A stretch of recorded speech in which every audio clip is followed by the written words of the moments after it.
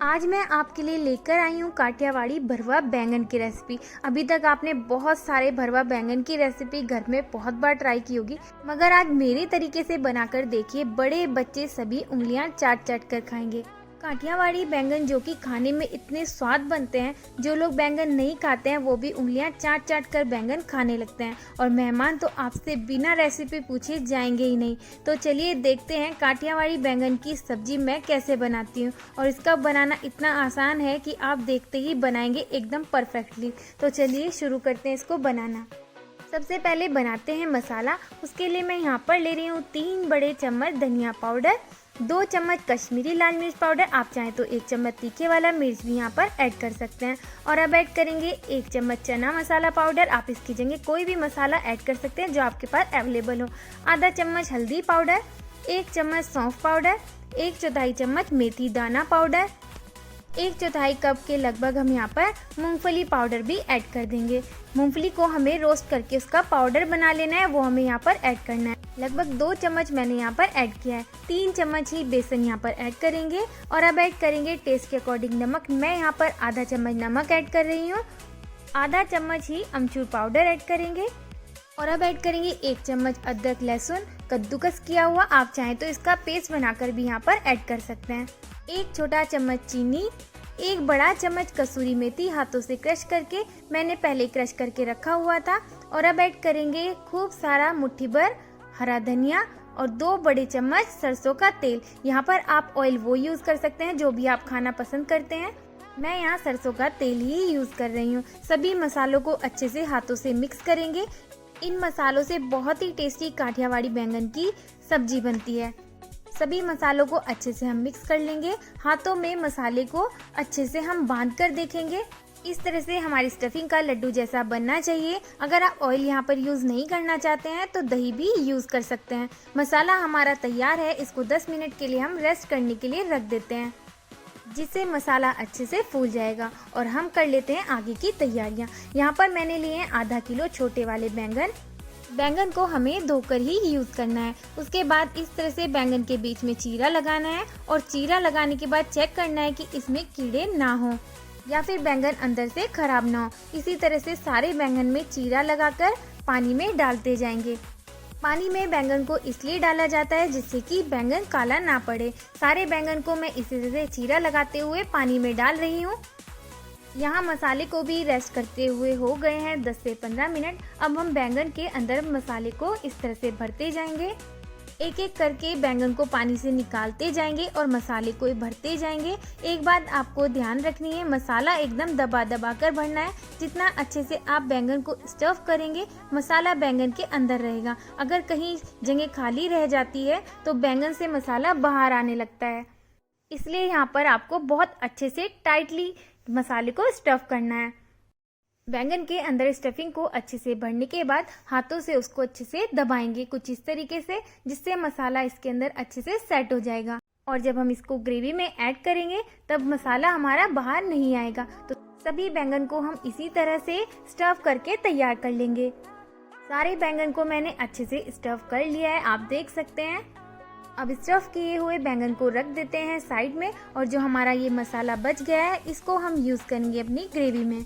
आप इस मसाले से कोई भी भरवा सब्जी बनाकर तैयार कर सकते हैं। अब यहाँ पर मैंने लिया है एक कढ़ाई, उसमें मैंने डाल दिया है 2 चम्मच सरसों का तेल। तेल जब तेज अच्छे से गर्म हो जाएगा तब हम इसमें ऐड करेंगे 1 चम्मच जीरा और 1/4 चम्मच हींग। जब जीरा अच्छे से चटक जाएगा तब हम इसमें ऐड करेंगे 1/4 चम्मच खड़े मसाले।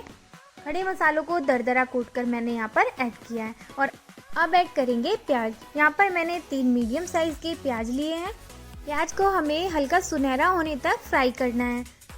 प्याज हमारा जल्दी से फ्राई हो जाए उसके लिए मैं यहाँ पर डाल रही हूँ आधा चम्मच चीनी। उसी के साथ ऐड कर देंगे आधा चम्मच ही नमक। इस चीनी डालने से प्याज बहुत ही जल्दी फ्राई होने लगता है और उसका टेस्ट भी बहुत ही बढ़िया आता है। तो आप भी अगर जल्दी से प्याज को फ्राई करना चाहते हैं तो आप भी उसमें चीनी ऐड कर सकते हैं। यहाँ देखिए हमारा प्याज हल्का सा गोल्डन कलर आने लगा है। अब हम इसमें ऐड करेंगे 1 चम्मच अदरक लहसुन कद्दूकस किया हुआ। अदरक लहसुन को भी अच्छे से फ्राई कर लेंगे 1-2 मिनट तक, जब तक कि इनकी कच्ची स्मेल नहीं निकल जाती है और ये अच्छे से फ्राई नहीं हो जाते हैं। यहाँ अदरक लहसुन अच्छे से फ्राई हो गए हैं। इस स्टेज पर हम इसमें ऐड कर देंगे 3 टमाटर कद्दूकस किए हुए। आप चाहे तो बारीक चॉप करके भी टमाटर यहाँ पर ऐड कर सकते हैं। टमाटर को अच्छे से मिक्स कर लेंगे और अब ऐड करेंगे बचा बैंगन मसाला। जो मसाला हमने बनाया था स्टफिंग के लिए और बच गया था, बाकी का बचा हुआ हम यहाँ पर ऐड कर देंगे। मसाले को अच्छे से मिक्स करेंगे। फ्रेंड्स, अगर आपको मूंगफली से एलर्जी है तो आप इसमें मूंगफली की जगह काजू भी यूज़ कर सकते हैं। मूंगफली को हमें रोस्ट करने के बाद ही उसका पाउडर बनाकर तैयार करना है। छिलके सहित ही हमें पाउडर बना लेना है। मूंगफली को रोस्ट करने के बाद उसको थोड़ा सा ठंडा कर लीजिए। उसके बाद आप उसका दरदरा सा पाउडर बनाकर तैयार कर लीजिए। और अब ऐड करेंगे 1 कप तेज गर्म पानी। हमें यहाँ पर पानी गर्म ही ऐड करना है। पूरी सब्जी बनाने में हमने गर्म पानी ही यूज़ करना है। हमें ठंडा पानी सब्जी में बिल्कुल भी यूज़ नहीं करना है, नहीं तो सब्जी का टेस्ट और टेक्सचर दोनों ही खराब हो जाते हैं। और अब ऐड करेंगे 3 लंबी कटी हुई हरी मिर्चें। आप इसकी जगह बारीक बारीक काट कर भी ऐड कर सकते हैं। मुट्ठी भर हरा धनिया भी हम यहाँ पर ऐड कर देंगे। और अब ऐड करेंगे 2 बड़े चम्मच मलाई। जो दूध पर मलाई आती है ना, वो मैंने यहाँ पर ऐड की है। आप इसकी जगह देसी घी या अमूल क्रीम भी यूज़ कर सकते हैं, पर मलाई का टेस्ट बहुत ही अच्छा आता है। उससे हमारी सब्जी का टेक्सचर भी बहुत अच्छा आता है, तो आप उसको ज़रूर ऐड करें अगर आपके पास अवेलेबल है तो। सभी को अच्छे से मिक्स करेंगे और अब ढक्कन लगाकर हम इसको 5 मिनट के लिए लो फ्लेम पर छोड़ देंगे। सभी मसालों को हमें ऑयल सेपरेट होने तक अच्छे से पका लेना है। यहाँ आप देख सकते हैं ऑयल काफ़ी अच्छे से सेपरेट हो गया है, पर बीच बीच में आपको इसे चलाते रहना है, नहीं तो क्या होता है ना, बेसन और मूंगफली नीचे से लगने लगते हैं। मैंने इसको 5 मिनट पकाया है, पर 2 से 3 बार इसको बीच बीच में इस तरह से चलाती रही हूँ। अब ऐड करेंगे हम इसमें 1.5 कप पानी। पानी आप थोड़ा ज़्यादा या कम अपने अकॉर्डिंग भी रख सकते हैं।